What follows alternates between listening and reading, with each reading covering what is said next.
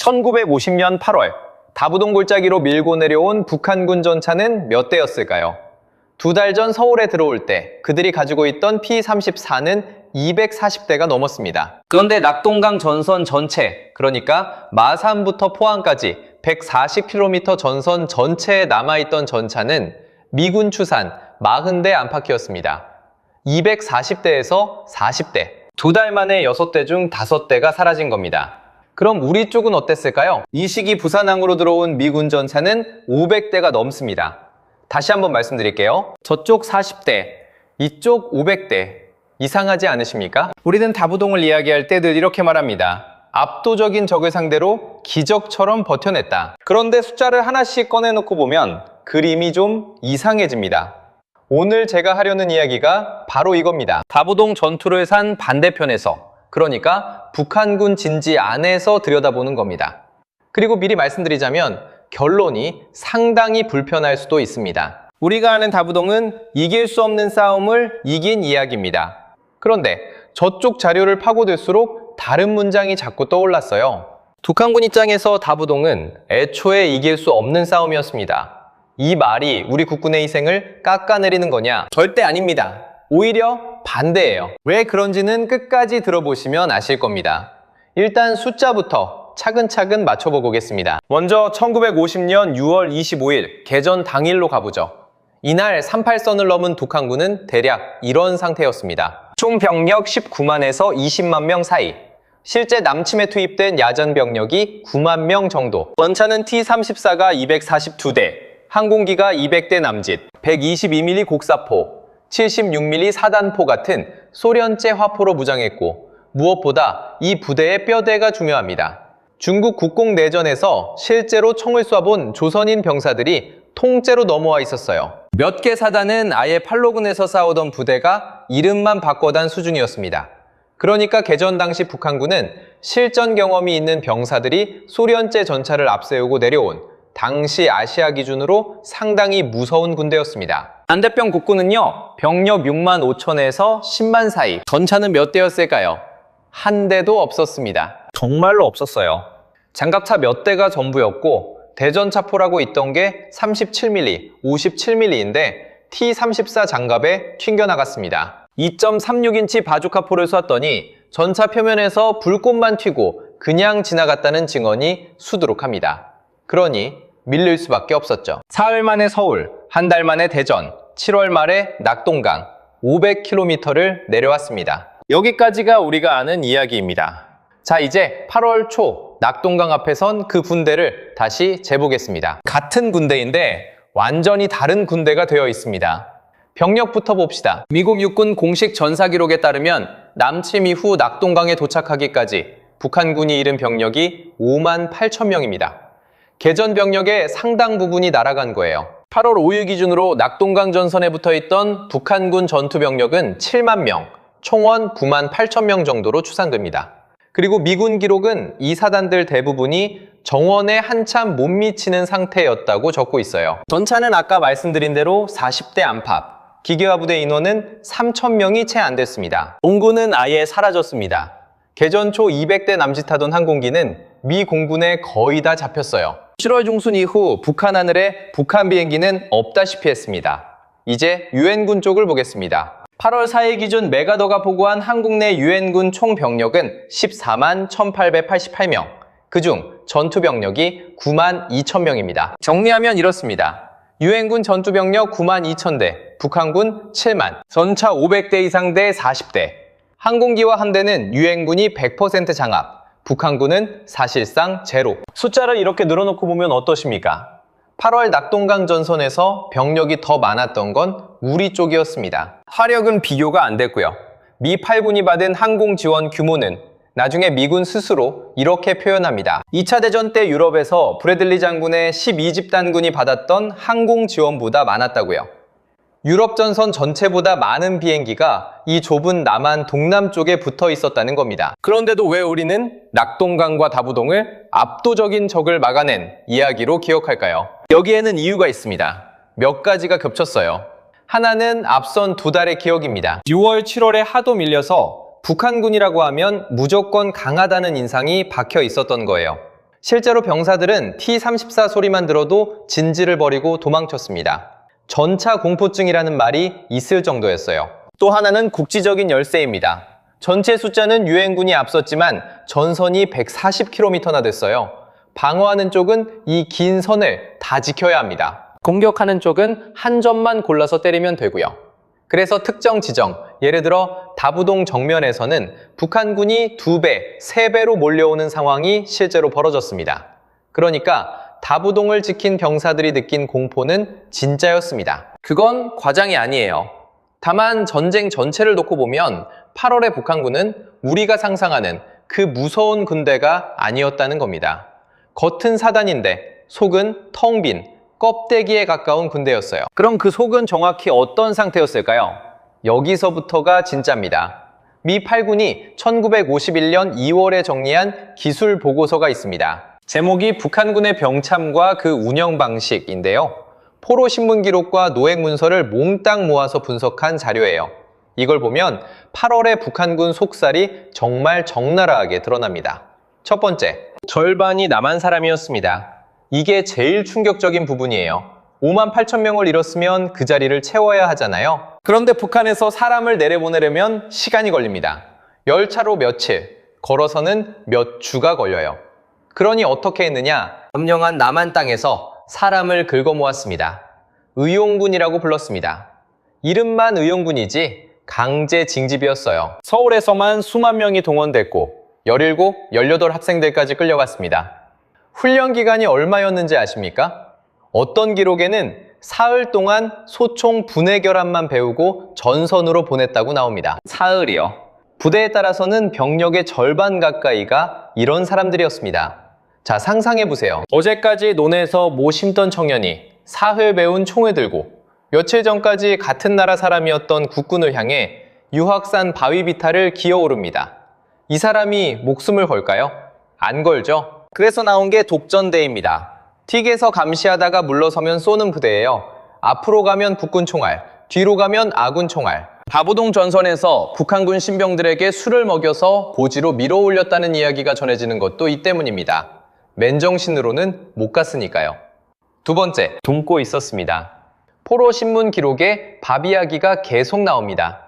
한 병사는 하루에 주먹밥 1개, 많으면 2개를 받았고 나머지는 마을에서 얻었다고 했어요. 또 다른 병사는 38선을 넘은 뒤로 보급이 거의 없어서 각자 알아서 구해 먹었다고 진술했습니다. 미군이 정리한 북한군 병사의 개인 장비 목록을 보면 좀 짠합니다. 군복 1벌, 총 1자루와 탄약, 주머니에 들어가는 개인 물품이 전부. 신발은 고무신이었습니다. 잘 때는 참호에 볏짚을 깔았고요. 휴대식량은 매우 적어서 현지에서 조달하거나 근근히 연명했다고 적혀 있습니다. 반면 낙동강 남쪽에서는 매일 부산항에 배가 들어왔습니다. 미국 오클랜드 부두에서 크레인으로 셔먼 전차를 배에 싣는 사진이 남아 있어요. 그 배가 부산에 닿고 일본이 깔아놓은 철도를 타고 대구까지 올라옵니다. 총, 포탄, 식량, 사람, 매일매일요? 세 번째, 탄약이 안 왔습니다. 8월 둘째 주부터 북한군 전 부대에서 소총 탄약 부족 보고가 올라옵니다. 그 시점부터 9월 첫째 주까지 사단이 필요로 하는 소총 탄약의 29%만 공급됐다고 해요. 필요량의 3분의 1도 못 받은 겁니다. 나중에는 전사한 동료의 무기를 회수했으라는 지시가 내려왔고 권총도 없는 장교가 나왔다는 기록까지 있습니다. 네 번째, 하늘을 완전히 빼앗겼습니다. 이게 사실 모든 문제의 뿌리였어요. 미 극동공군 폭격기 사령부는 7월 말에 아주 체계적인 철도 차단 계획을 세웁니다. 평양철교와 조차장, 함흥과 원산 조차장, 그리고 서울 근처 한강철교. 이 몇 군데만 끊으면 북한의 철도 물류망이 거의 마비된다는 계산이었어요. 8월 4일부터 B-29가 37도선 이북 주요 교량을 때리기 시작했고 8월 15일부터는 경폭격기와 전폭기까지 가세합니다. 그 결과가 어땠는지 포로 진술 하나만 들려드릴게요. 전차 15대를 실은 열차가 남쪽으로 내려오는데 새벽 4시 반에 터널로 들어가서 하루 종일 숨어 있다가 밤 9시에 나와 달리고 다시 새벽에 터널로 들어가고 어떤 날은 터널 안에서 사흘을 그냥 앉아 있었다고 합니다. 전선에서는 지금 사람이 죽어나가는데 증원 전차는 터널 속에 웅크리고 있는 거예요. 북한군은 수면 아래 30cm쯤의 다리를 놓는 기술까지 썼습니다. 하늘에서 안 보이게요. 소련군이 2차 대전 때 쓰던 방식인데 거기까지 머리를 썼다는 건 그만큼 절박했다는 뜻입니다. 트럭이 모자라니까 사람을 썼습니다. 점령지 주민을 강제로 끌어다가 20kg짜리 짐을 지웠어요. 저녁에 출발해서 12km 떨어진 전방까지 갔다가 돌아오면 아침이었다고 합니다. 마을에서 마을로 릴레이 하듯 짐을 넘기면서요. 자, 여기까지 정리해 봅시다. 병력의 절반이 사흘 훈련받은 강제 징집자, 하루 주먹밥 한두 개, 탄약은 필요량의 29%, 전차는 6대 중 5대가 이미 파괴, 공군은 전무, 보급은 밤에만, 그것도 사람 등짐으로, 그리고 2달 동안 500km를 걸어와서 한 번도 제대로 쉬지 못한 몸. 이 상태의 군대에게 김일성이 뭐라고 했을까요? 7월 20일 무렵 김일성이 충청북도 수안부까지 직접 내려옵니다. 지금은 온천으로 유명한 그 동네예요. 여기 북한군 전선사령부가 있었습니다. 전선사령관 김책 앞에서 그가 내린 지시는 이거였습니다. 8월 15일까지 부산을 점령하라. 광복절이죠. 해방된 그날에 통일을 선포하겠다는 겁니다. 정치적으로는 그림이 아주 좋아요. 그런데 전쟁은 달력 보고 하는 게 아니잖아요. 여기서 김일성의 오판을 좀 짚어봐야겠습니다. 사실 다부동에서 벌어진 일은 시작부터 쌓여온 오판다들이 마지막에 청구서로 돌아온 거였거든요. 첫 번째 오판은 미국이었습니다. 김일성과 소련은 미국이 다시 한반도에 들어오지 않을 거라고 판단했습니다. 미군은 1949년에 이미 철수했고 미국은 2차 대전 후 군비를 대폭 줄이던 중이었어요. 그러니 며칠 만에 서울 먹고 밀어붙이면 미국이 손쓸 틈이 없다고 봤습니다. 그런데 미국은 개전 이틀 만에 유엔 안보리를 소집했고 사흘 만에 공군과 해군 투입을 결정했습니다. 소련이 안보리를 보이콧하고 있어서 거부권을 못 쓴 것도 컸죠. 김일성 입장에서는 계산이 완전히 어긋난 겁니다. 두 번째 오판이 더 뼈 아팠어요. 남한에서 봉기가 일어날 거라고 믿었던 겁니다. 남로단 지도자 박헌영이 이런 말을 했다고 전해집니다. 전쟁만 나면 남한에서 남로당원 20만 명이 들고 일어난다고요. 김일성은 서울만 점령하면 남쪽 전체가 안에서부터 무너질 거라고 기대했습니다. 봉기는 일어나지 않았습니다. 그냥 안 일어난 정도가 아니라 오히려 반대 현상이 생겼어요. 낙동강 뒤쪽에서 국군은 계속 신병을 받았고 학도병이 자원해서 들어왔습니다. 다부동에서만 학도병들이 총 쏘는 법을 며칠 배우고 고지로 올라갔어요. 그러니까 이렇게 된 겁니다. 북한군은 인구가 자기 편일 거라 믿고 내려왔는데 실제로는 병력을 총으로 위협해서 끌어와야 하는 처지가 됐습니다. 이게 얼마나 다른 상황인지 아시겠죠? 우리 쪽은 사람이 채워지고 저쪽은 사람을 끌고 와야 했어요. 세 번째 오판은 시간이었습니다. 이 전쟁 계획 자체가 단기전을 전제로 짜여 있었어요. 몇 주 안에 끝낸다는 가정 위에 모든 게 세워져 있었습니다. 보급도, 병력 보충도, 정비 계획도요. 그런데 전쟁이 2달을 넘어가자 그 가정이 통째로 무너졌습니다.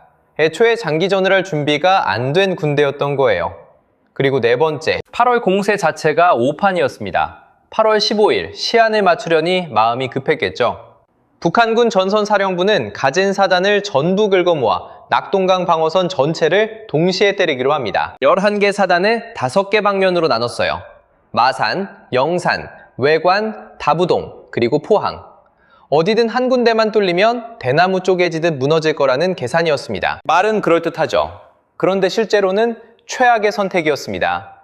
왜냐하면 병력이 없었거든요. 7만 명으로 140km 전선에 5군데를 동시에 치는 겁니다. 한 군데당 만 몇천 명씩 나눠지는 거예요.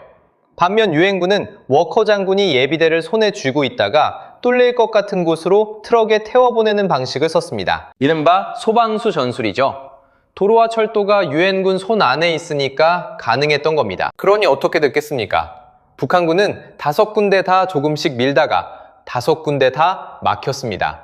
힘을 한 군데 모았으면 어땠을지 모르지만 날짜에 쫓겨서 전부 다 걸어버린 거예요. 도박이었습니다. 여기서 잠깐 군사학의 공세 종말점이라는 개념이 있습니다. 어려운 말 같지만 뜻은 아주 단순해요. 공격하는 쪽은 앞으로 나갈수록 약해집니다.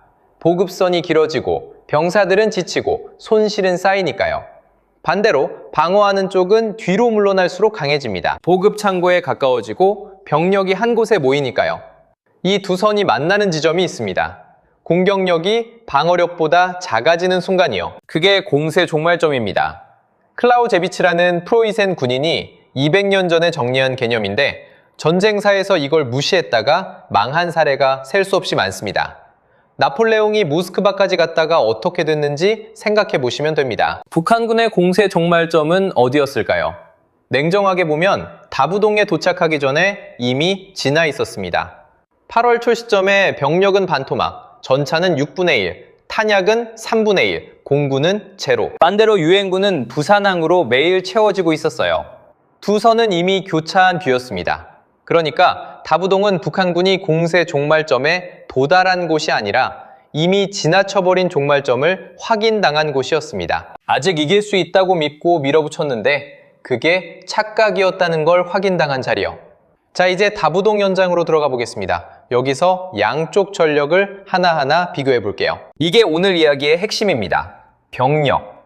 북한군은 13사단단, 15사단단, 1사단단에 3사단단 일부까지 붙여서 2만에서 3만 명 규모였습니다. 북군은 1사단단 하나, 약 7,600명으로 시작했어요. 여기까지만 보면 북한군이 3배 이상입니다. 우리가 아는 그림이죠. 그런데 여기서 질을 따져봐야 합니다. 북한군 2만 중 상당수가 남한에서 끌려온 강제 징집자였어요. 사학을 훈련받은 사람들입니다. 북군 7,600명도 신병이 많았지만 적어도 자기 나라를 지킨다는 이유는 있었어요. 그리고 국군은 계속 채워졌습니다. 미군 27연대, 23연대, 73전차대대, 국군 10연대가 차례로 들어와서 나중에는 1만 5천 명 규모가 됐어요. 북한군은 채워질 데가 없었고요.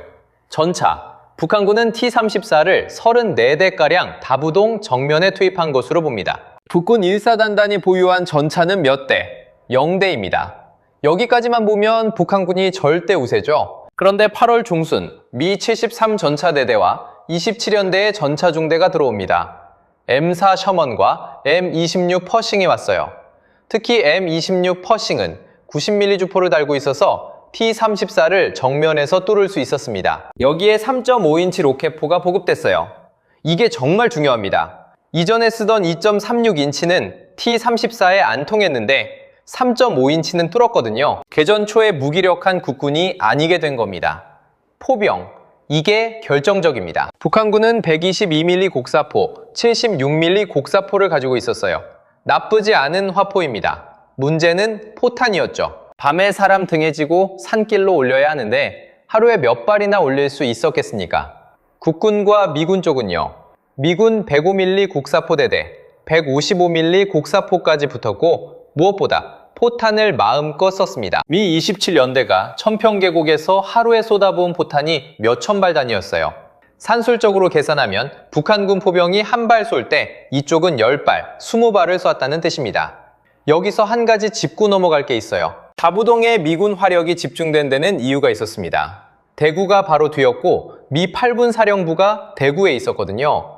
그러니까 여기가 뚫리면 사령부가 날아가는 거예요. 미군 입장에서도 다부동은 절대 못 뚫리는 곳이었습니다. 그래서 전차와 포병 지원이 사실상 독점적으로 몰렸다는 지적도 있습니다. 공군, 비교 자체가 안 됩니다. 북한군 항공 지원은 0, 유엔군은 낮 동안 전폭기가 상시 떠 있었어요. 8월 16일에는 외관 서북 쪽에 B-29 98대가 960톤, 폭탄 3,234발을 쏟아붓는 융단 폭격까지 했습니다. 여기서 재미있는 대목이 있어요. 이 융단 폭격, 실제 살상 효과는 크지 않았다는 게 지금의 평가입니다. 폭격 지역에 북한군 주력이 이미 없었거든요. 미군 스스로도 나중에 인정했습니다. 그런데 왜 이게 중요했느냐? 심리 때문입니다. 폭격을 지켜본 국군 병사들에게 우리는 버림받지 않았다는 신호가 됐고 반대로 북한군에게는 저쪽은 폭탄을 저렇게 낭비할 수 있는 나라구나 하는 절망감을 줬을 겁니다. 하루 주먹밥 1개 먹으면서 그 광경을 봤다고 생각해 보세요. 보급, 이건 앞서 다 말씀드렸으니 한 줄로 정리하겠습니다. 부산항대 사람 등짐. 정보, 이것도 일방적이었습니다. 유엔군은 정찰기로 매일 북한군 배치를 들여다봤어요. 북한군은 눈이 없었습니다. 그래서 벌어진 일이 있는데 다부동 전선에서 국군 1사단단이 정말 종이장처럼 얇았던 순간들이 있었습니다. 그때 조금만 더 밀었으면 뚫렸을지도 몰라요. 그런데 북한군은 그걸 몰랐습니다. 눈을 가린 채 주먹을 휘두르고 있었던 겁니다. 지형, 이게 마지막인데 가장 얄궂습니다. 8월 13일, 북한군 13사단단이 유학산을 먼저 차지합니다. 해발 839m, 일대에서 가장 높은 산이에요. 국군 1사단단이 방어선을 치려고 이동하는 그 짧은 틈에 뒤따라오던 북한군이 먼저 올라간 겁니다. 백선엽 장군이 두고두고 아쉬워한 대목이죠. 높은 데를 잡았으니 유리한 것 아니냐. 그런데 아닙니다. 높으면 물을 지고 올라가야 하고 밥을 지고 올라가야 하고 포탄을 지고 올라가야 해요. 낮에는 비행기 때문에 못 움직이니 전부 밤에요. 8월 땡볕에 839m 바위산 꼭대기에서 하루 주먹밥 하나로 버티는 겁니다. 당시 다부동이 어땠는지 아십니까? 시체 썩는 냄새가 골짜기에 가득했고 파리떼가 새까맣게 몰려들었습니다. 물이 없어서 논바닥 흙탕물을 마셨다는 증언이 있어요. 이건 북군도 마찬가지였습니다. 양쪽 다 지옥이었어요. 다만 북군 뒤에는 부산항이 있었고 북한군 뒤에는 아무것도 없었다는 것, 그게 전부를 갈랐습니다. 그리고 다부동 앞에는 천평계곡이라는 곳이 있습니다. 길이 4km 남짓한 좁은 골짜기예요. 양옆이 300m에서 500m 능선으로 막혀 있고 가운데로 대구 가는 길이 딱 하나 나 있습니다. 전차에서 이건 재앙입니다. 옆으로 빠질 수가 없어요. 좌우가 산이니까요. 그러니 T-34가 아무리 강해도 일렬로 서서 앞으로 가는 수밖에 없습니다. 앞에서 기다리는 쪽은 조준점이 딱 하나예요. 미리 좌표만 찍어 놓으면 오는 대로 맞추면 됩니다. 8월 17일 여기에 미 27연대가 도착합니다. 마이켈리스 대령, 2차 대전 유럽 전선을 겪은 베테랑이었어요.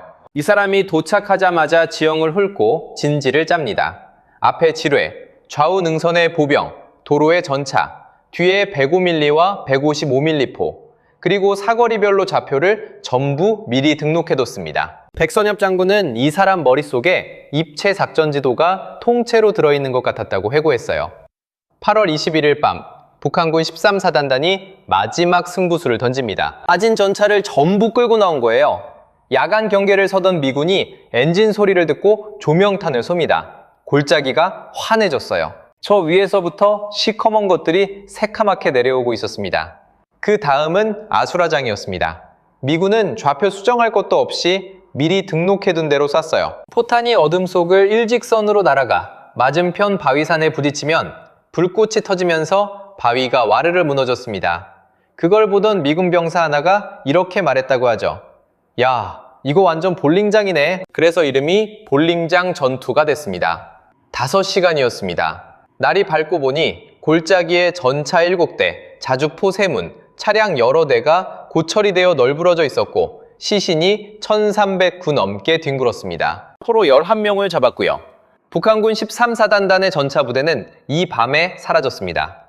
개전 초에 북군을 공포에 몰아넣던 그 T-34가 좁은 골짜기에 갇혀 볼링핀처럼 쓰러진 거예요. 그리고 여기서부터 13사단단은 안에서부터 무너집니다.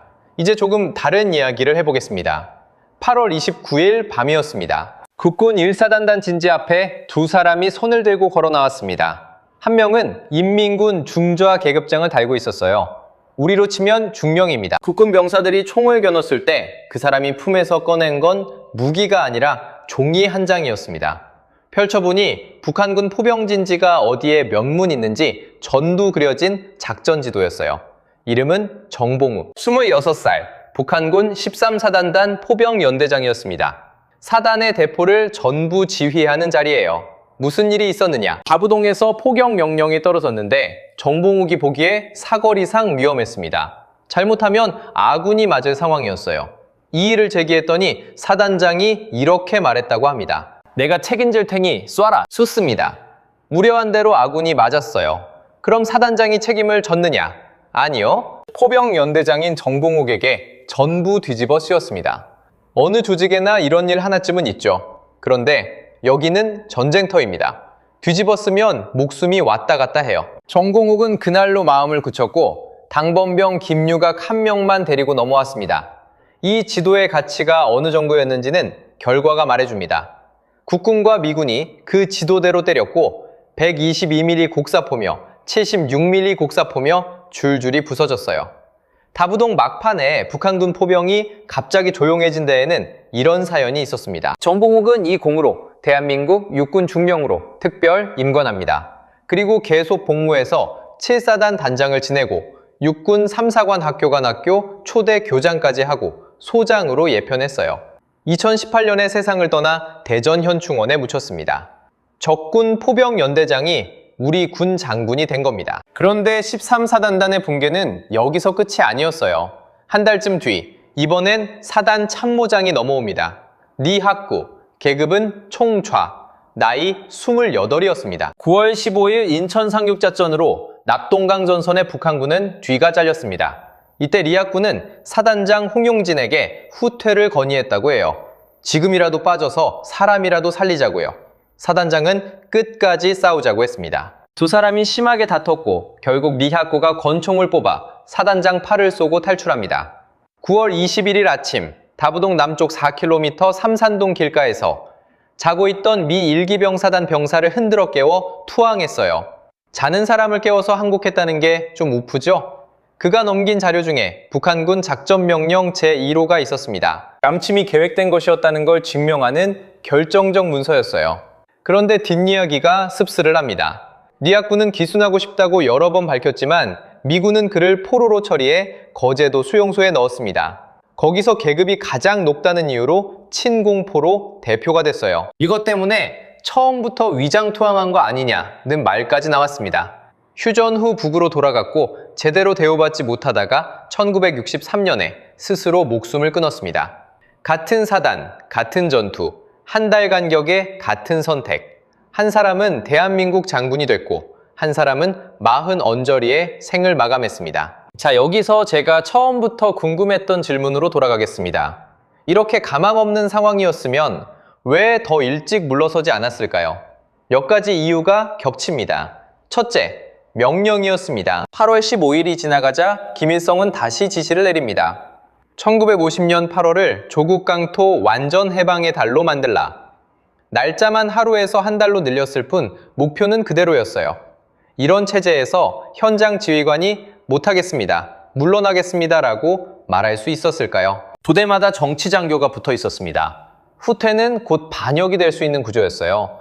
앞서 본 정봉욱 사건도 그냥 인성 문제가 아니었을 겁니다. 책임을 지는 순간 자기가 끝장나는 시스템이었으니까요. 그러니 위로 갈수록 나쁜 소식이 안 올라갔습니다. 평양에는 계속 좋은 보고만 갔을 거예요. 둘째, 관성이었습니다. 2달 동안 계속 이겨왔거든요. 서울도 먹고 대전도 먹었습니다. 여기라고 못 뚫겠나, 한 번만 더 밀면 뚫린다. 도박판에서 잃은 돈 생각하며 판돈을 올리는 심리와 비슷합니다. 셋째, 그리고 이게 제일 현실적인데 물러설 데가 없었습니다. 보급이 끊긴 군대가 뒤로 빠지면 그냥 굶어 죽어요. 대구를 먹어야 살 수 있었습니다. 도시를 점령해야 식량이 생기니까요. 그러니 이건 승리를 위한 공격이 아니라 살기 위한 공격이었습니다. 앞으로 가면 가능성이라도 있고 뒤로 가면 확실히 죽는다. 그런 자리였어요. 8월 22일 국군 12연대 1대대가 마침내 유악산 정상을 되찾습니다. 683고지는 8번이나 주인이 바뀐 끝에 우리 손에 들어왔고 수암산은 8월 28일에 탈환됩니다. 다부동에서 북한군이 잃은 사람은 2만 4천에서 3만 명 사이로 추산됩니다. 우리 쪽 손실도 1만 명이 넘었어요. 그 좁은 골짜기와 산비탈에서 한 달 사이에 3만 명 넘는 사람이 죽거나 다쳤습니다. 다부동은 지금 인구 350명쯤 되는 작은 동네예요. 북한군 입장에서 이 패배가 무슨 의미였을까요? 시간표가 부서졌습니다. 8월 15일도 8월 말도 못 지켰어요. 단기전 전제가 완전히 무너진 겁니다. 예비대가 사라졌습니다. 8월 공세에 11개 사단을 다 밀어넣었으니 남은 게 없었어요. 예비대가 없다는 건 어디가 뚫려도 막을 수 없다는 뜻입니다. 그리고 정확히 그 상황에서 9월 15일 인천에 미군이 상륙했습니다. 인천을 지킬 병력이 없었어요. 있는 대로 다 낙동강에 갖다 부어놨으니까요. 그러니까 이렇게 정리할 수 있습니다. 다부동에서 북한군의 발이 묶였기 때문에 인천이 비었고 인천이 비었기 때문에 전쟁의 방향이 바뀐 겁니다. 두 사건은 따로가 아니라 하나로 이어진 이야기예요. 군대 자체도 회복이 안 됐습니다. 13사단단은 특히 심해서 귀순자와 투항자가 유난히 많이 나왔고 사실상 괴멸됐어요. 북한군이 다시 싸울 수 있게 된 건 자기 힘이 아니라 10월에 중공군이 들어오면서였습니다. 그때부터는 사실상 북한군의 전쟁이 아니라 중공군의 전쟁이 됐죠. 그리고 책임 추궁이 시작됩니다. 대표적인 인물이 무정입니다. 중국 팔로군 출신의 유명한 군인이고 한때 김일성의 경쟁자로 꼽히던 사람인데 낙동강 실패와 평양 상실의 책임을 뒤집어쓰고 실각합니다. 실제로 그가 얼마나 책임이 있었는지는 논란이 있어요. 정적을 치우는데 패전을 명분으로 썼다는 해석이 많습니다.